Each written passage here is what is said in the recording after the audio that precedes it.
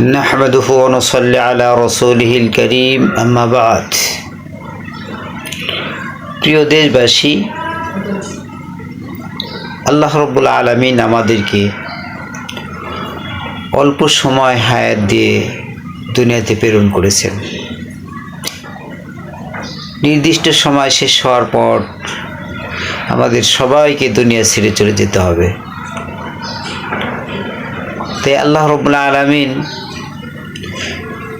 আমাদের জন্য এমন ছোট্ট ছোট্ট কিছু আমল দিয়েছেন, যে আমলের উসিলায় আল্লাহ রাব্বুল আলামিন অতি দ্রুত আল্লাহ পাকের নৈকট্য হাসিল করতে পারে।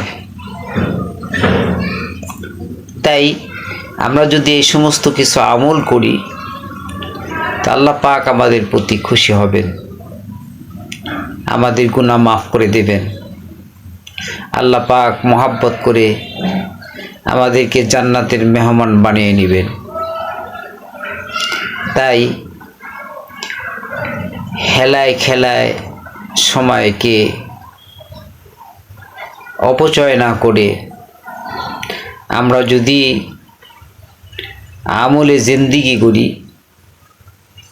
আমল দিয়ে আমাদের জিন্দিগিকে সাজাই, তাহলে আল্লাহ পাক আমাদের জন্য জান্নাতকেও সুন্দর করে সাজিয়ে দিবেন। তাই আমরা বেশি বেশি জিকির করি, হর হালাতে জিকিরের অভ্যাস করি।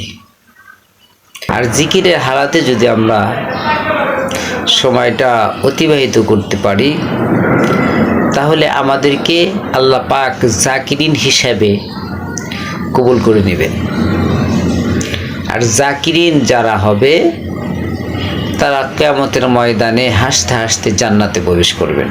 এই জন্য আল্লাহ রাব্বুল আলামিনের নৈকট্য হাসিল করতে হলে জিকিরের কোনো বিকল্প নেই। যেই আমল করতে কোনো ওযু গোসলের প্রয়োজন হয় না, সব সময়ই আমরা জিকির হালাতে কাটাতে পারি।